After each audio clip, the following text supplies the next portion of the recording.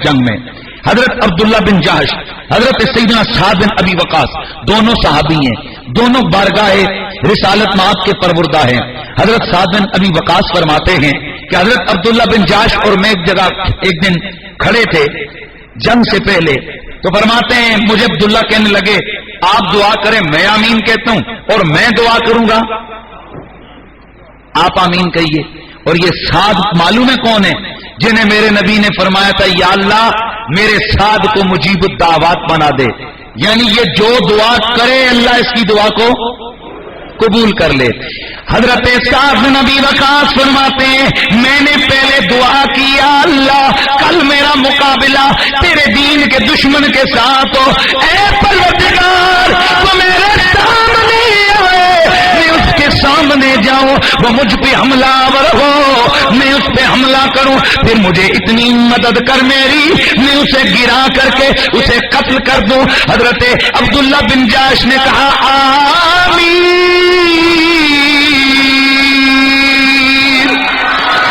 اللہ اللہ۔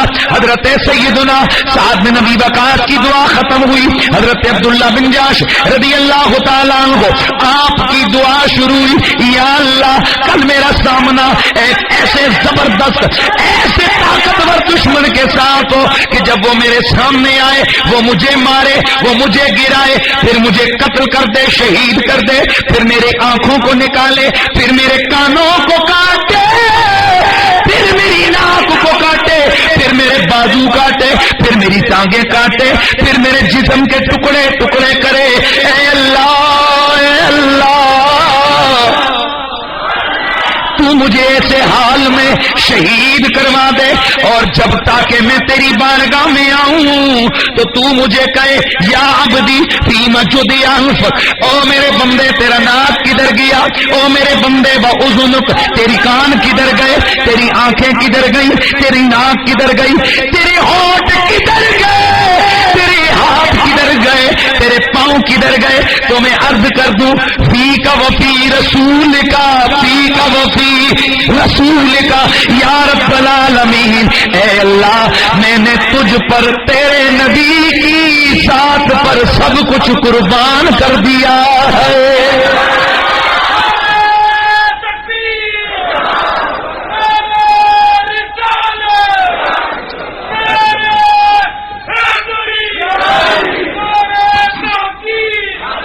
توجہ فرمائیے، مصطفیٰ کریم کا صحابی کیا عرض کرتے یا اللہ یہ جان کدھر گئی، فی کا وہ فی رسول کا۔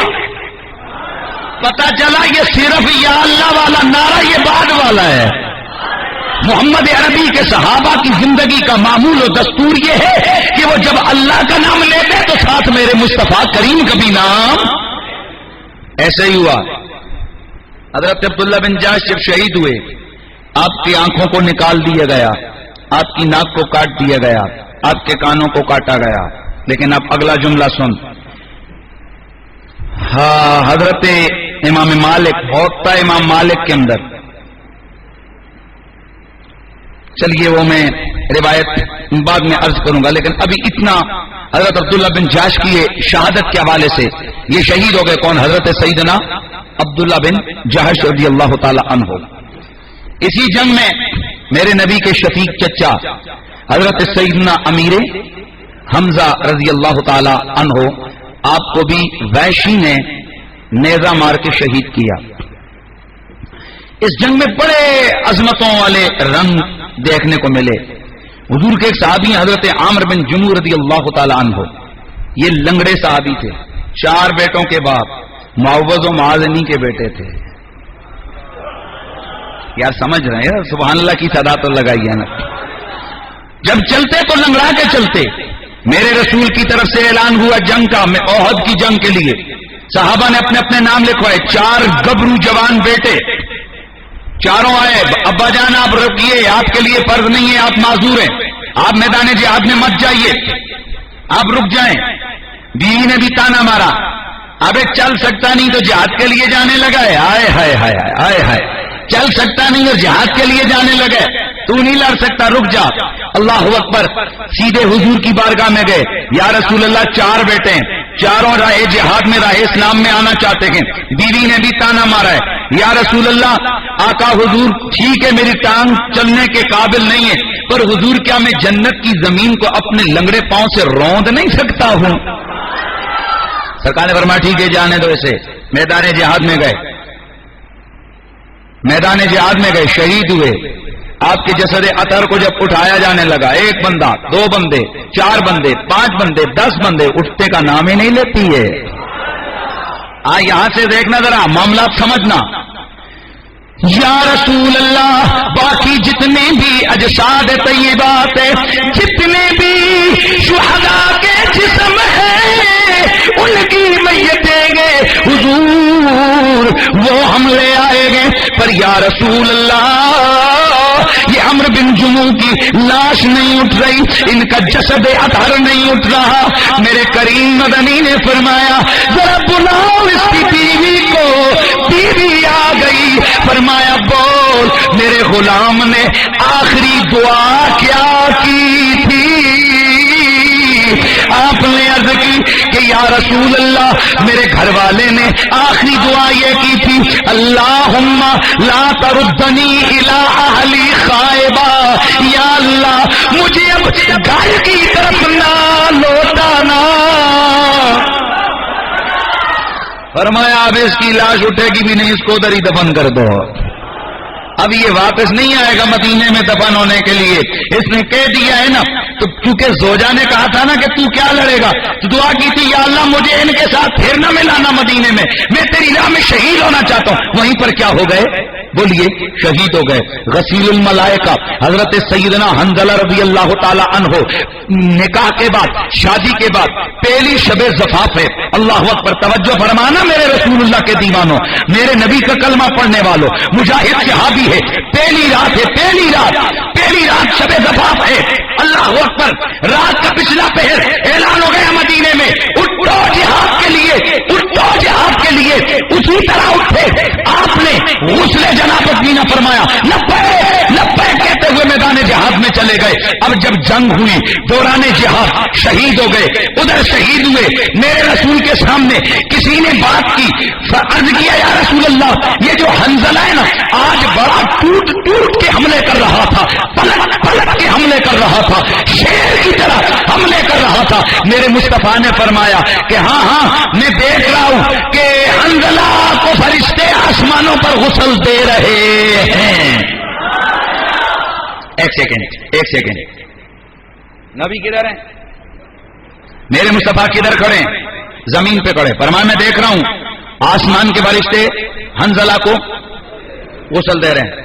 صحابہ گئے، ادھر ادھر دیکھا یا رسول اللہ، اور سچ میں ان کا جسد اطہر تو نظر ہی نہیں آ رہا۔ فرمایا ہو تو نظر آئے، وہ آسمانوں پہ ہے۔ اب جب دوبارہ پلٹ کے گئے صحابہ کیا دیکھتے ہیں کہ آپ کے جسم اطہر کے اوپر سے، آپ کے چہرے بالوں سے، سر کے بالوں سے پانی کے تازہ قطرے ٹپک رہے ہیں۔ یا رسول اللہ اب یہ منظر کیا ہے؟ اب کچھ باتیں تو وہ تھیں جو میرے رسول نے بتا دی۔ فرمایا کچھ ایسا ہے کہ ذرا اس کے گھر والی کو بلاؤ تاکہ پتا چلے کہ یہ معاملہ کیا ہے۔ آپ کی زوجہ آئی، سرکار نے فرمایا کہ اوروں کو فرشتوں نے غسل نہیں دیا، صرف تیرے خامد کو غسل دیا ہے، وجہ تو بیان کر۔ عرض کی یا رسول اللہ جیسے ہی جہاد کا اعلان ہوا، یہ اس وقت شب زفاف میں تھے اور حضور اسی حالت میں یہ اٹھ کے میدان جہاد میں آ گئے تھے، انہوں نے غسل جنابت نہ کیا تھا۔ اللہ اللہ، قربان مصطفیٰ کے صحابی کی عزت پہ، قربان نبی کے مجاہد کی شان پہ کہ ادھر غسل جنابت نہ تھا اور میدان جہاد میں مرنے والے، شہید ہونے والے شہید کے جسم کو غسل دینا ضروری نہیں ہے۔ اللہ کریم نے گوارا نہ کیا کہ میرا بندہ میرے نبی کی پکار پر اگر گھر سے نکلا ہے تو اس کا غسل نہ ہو۔ فرمایا فرشتوں میرے نام پہ جان دے دی ہے، اب اس کا غسل گھر میں نہیں ہوگا، اس کا غسل آسمانوں پہ ہوگا، اس کا غسل خداگر کرنے کے قابل نہیں، اور اس کو کوئی غسل نہیں دے گا، اس کو تم غسل دو گے۔ یہاں سے ایک بات تو پتا چلی کہ قربان عظمت صحابہ پر، نبی کے صحابہ کی عظمت پہ میرا تن من دھن قربان ہو جائے، اور دوسرا یہاں سے یہ یہ پتا چلا قربان نگاہ محمد کی پرواز کے، قربان مصطفیٰ کی نگاہ کی پہنچ کے کہ کھڑے مدینے میں ہیں، دیکھتے آسمانوں پہ ہیں، اور صرف دیکھتے ہی نہیں، پتا بھی یہ ہو کیا رہا ہے، پتا بھی یہ ہو کیوں رہا ہے۔ تو بس بات ختم ہے۔ اگر میرا نبی صدیوں پہلے مدینے کی سرزمین پہ کھڑے ہو کر آسمانوں کے اوپر کے حالات کو جانتے بھی ہیں، سمجھتے بھی ہیں، تو وللآخرۃ خیر لک من الاولی کا یہ عظمتوں کا رنگ ملنے کے بعد اگر میرا نبی مدینے میں بیٹھ کے آسمان کے مشاہدات فرما سکتے ہیں تو کیا وہ مدینے میں بیٹھ کے پاکستان کے غریب غلاموں کے احوال سے باخبر نہیں ہو سکتے ہیں؟